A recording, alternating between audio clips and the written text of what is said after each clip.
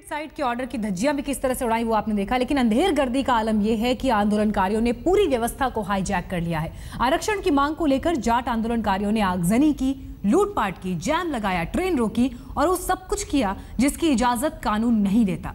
उस पर तर्क ये भी कि हमें आरक्षण नहीं मिलेगा तो किसी को ना मिले। आखिर आंदोलन के नाम पर यह ब्लैकमेलिंग क्यों, सवाल बनता है।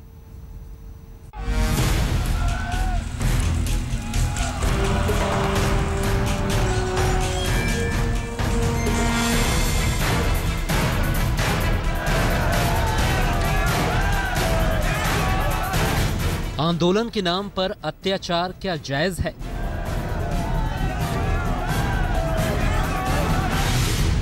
देश की राजधानी का पानी रोक देना ब्लैकमेलिंग नहीं तो क्या है?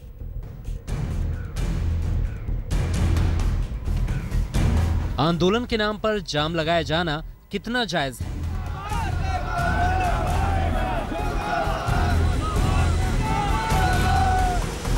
आज सुबह से गुड़गांव के कई इलाकों में जाम की स्थिति बनी हुई है। कई जगहों पर रास्ते को रोका गया और इस तरह से हम इस वक्त गुड़गांव के अतुल कटारिया चौक पर हैं। यहाँ पर सुबह से ही जो तमाम जाट समुदाय के लोग हैं वो अपनी इस मांग को लेकर यहाँ पर मौजूद हैं। अपने हक के लिए दूसरों का हक मारना कितना सही है?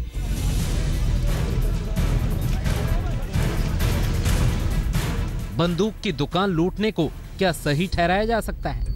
इस भारत गन हाउस में सैकड़ों की तादाद में गन रखी हुई थी, हथियार रखे हुए थे जिनको लूट लिया गया है। अब प्रशासन के लिए परेशानी का सबब ये है कि ये गन कहीं इस आंदोलन में पुलिस के या फिर सेना के खिलाफ इस्तेमाल ना हो जाए।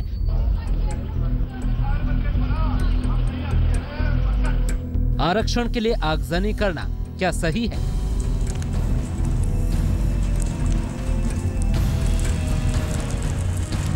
हमने पुलिस के पास फोन किया, पुलिस कह रही है हमें कोई परवाह नहीं, जलना है तो जलो और मरो, हम नहीं आएंगे। ये धमकी नहीं तो क्या है?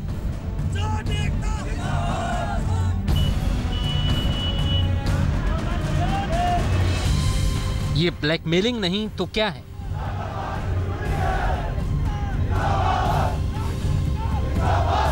जाट अपने लिए ओबीसी कोटे के तहत आरक्षण चाहते हैं। अगर उन्हें आरक्षण नहीं दिया जाए तो सभी को आरक्षण रद्द करने की मांग कर रहे हैं। लेकिन सवाल यह है कि क्या अपने हक के लिए दूसरों को परेशान करना सही है? आरक्षण की मांग को लेकर सरकारी संपत्ति को नुकसान पहुंचाना कितना सही है?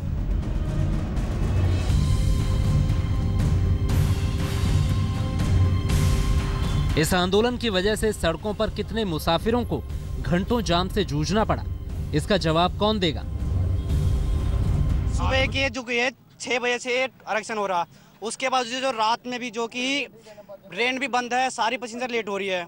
ऊपर से जितने भी नए जाने पल्ली रूट की जो ऑन राउंड साइड है वो भी सारा बंद किया जा रहा। उग्र आंदोलन की वजह से कितने लोगों की ट्रेनें रद्द हो गईं, लोग यहाँ वहाँ फंस गए। बच्चे, बूढ़े, महिलाएं, सबकी परेशानी की जवाबदेही किसकी है? आरक्षण की मांग करना गलत नहीं है। आरक्षण के लिए लोगों को ब्लैकमेल करना गलत है। आरक्षण के नाम पर पूरी व्यवस्था को हाईजैक कर लेना गलत है। जींद से भूपेंद्र मौर्य और रोहतक से सत्येंद्र चौहान के साथ आज तक ब्यूरो। जाट आरक्षण आंदोलन की वजह से हरियाणा में हालात इस कदर बिगड़े कि प्रशासन के हाथों से बात निकलने लगी। ऐसे में प्रशासन ने 6 जिलों में कर्फ्यू लगा दिया तो 9 जिलों को सेना के हवाले कर दिया।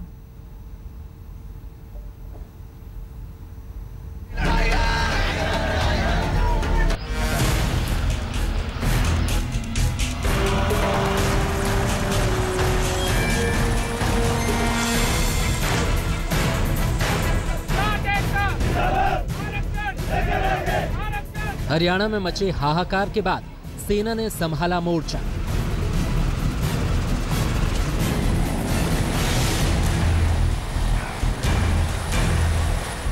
रोहतक में सेना ने किया फ्लैग मार्च। हरियाणा में जाट आरक्षण आंदोलन की आग ऐसी भड़की कि स्थिति बेकाबू हो गई। आगजनी और तोड़फोड़ के बीच जिला प्रशासन ने हाथ से फिसलती स्थिति को काबू में करने के लिए आखिरकार सेना का सहारा लिया।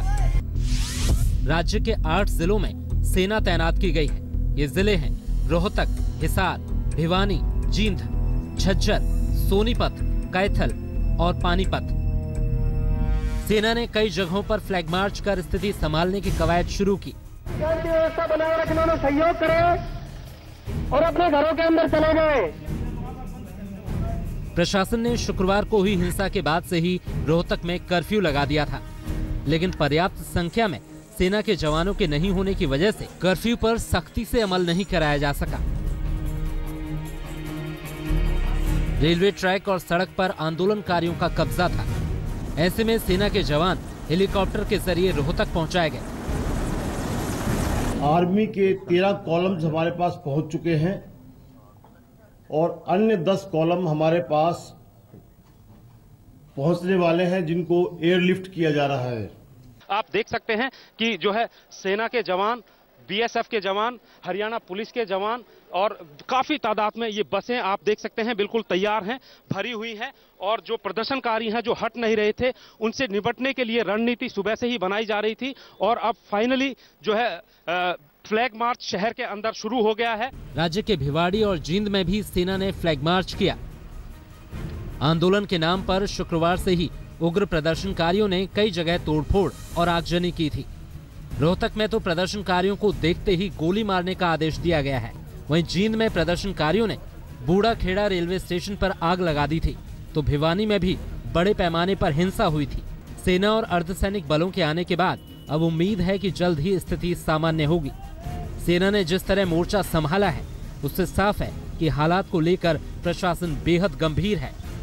जींद से भूपेंद्र मोर के साथ सत्येंद्र चौहान, रोहतक, आज तक।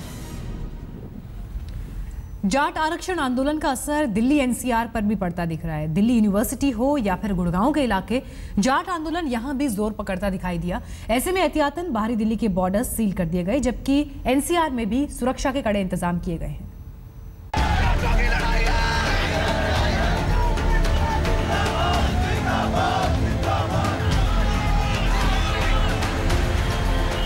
ये हरियाणा नहीं, दिल्ली का दिल है, लेकिन जाट आरक्षण आंदोलन की आंच से नहीं बच पाया। जाट आरक्षण के समर्थन में दिल्ली यूनिवर्सिटी के छात्र भी सड़क पर उतर आए। छात्रों ने कैंपस में आरक्षण की मांग को लेकर बैनर पोस्टर के साथ नारेबाजी की। जाट समुदाय के छात्रों ने दिल्ली विश्वविद्यालय में सड़क को जाम किया और हम तस्वीरों में देख सकते हैं कि ये तमाम छात्र हैं यहाँ पे और पूरी सड़क को इन्होंने जाम किया हुआ है। पुलिस ने वाटर कैनन का इस्तेमाल किया, हालांकि बावजूद उसके तमाम छात्र जो है डटे हुए हैं और यहाँ से हटने को तैयार नहीं। और आप तस्वीरों में देख सकते हैं बड़ी तादाद में ये तमाम छात्र जो है आर्ट फैकल्टी से निकले थे और उसके बाद यहाँ पर प्रदर्शन करते हुए सड़क को जाम कर दिया। ये मुख्य सड़क है दिल्ली विश्वविद्यालय की। बाहरी दिल्ली का हाल तो और भी बुरा है। यहाँ आंदोलनकारियों ने हाईवे पर उतरकर दिल्ली को ही बंधक बना लिया। नरेला में आंदोलनकारियों ने NH1 को ही जाम कर दिया। दिल्ली की सीमा गुड़गांव, फरीदाबाद और बहादुरगढ़ से घिरी है और यहाँ से निकलने वाले सारे रास्तों पर आंदोलनकारियों का कब्जा है। और आप देख सकते हैं जाट आंदोलनकारी किस तरह क्रोधित हैं। ट्रॉलियों में भर भर के बहादुरगढ़ के इलाके में पहुंच रहे हैं अपने आंदोलन के लिए और यहाँ पर फिलहाल सिक्योरिटी फोर्सेस जो है उनकी तैनाती की गई है, लेकिन जो यहाँ पर माहौल बन रहा है काफी तनावपूर्ण माहौल बन रहा है। हरियाणा के हालात को देखते हुए बाहरी दिल्ली के सारे रास्ते बंद कर दिए गए। सभी राज्यों पर दिल्ली पुलिस की मोर्चाबंदी है। जाट आंदोलन से न सिर्फ राजधानी दिल्ली से बाहर आने जाने वाले रास्ते प्रभावित हुए, बल्कि ट्रेन सेवाओं पर भी भारी असर पड़ा। चंडीगढ़ और जयपुर की ओर जाने वाली कई ट्रेनों को रद्द कर दिया गया। आंदोलनकारियों ने दिल्ली का पानी भी बंद कर दिया। मुनक नहर का पानी राजधानी को नहीं मिल पा रहा है, जिससे दिल्ली में जल संकट की नौबत आ गई है। बहादुरगढ़ से आतिर खान के साथ रवीश पाल सिंह, दिल्ली, आज तक।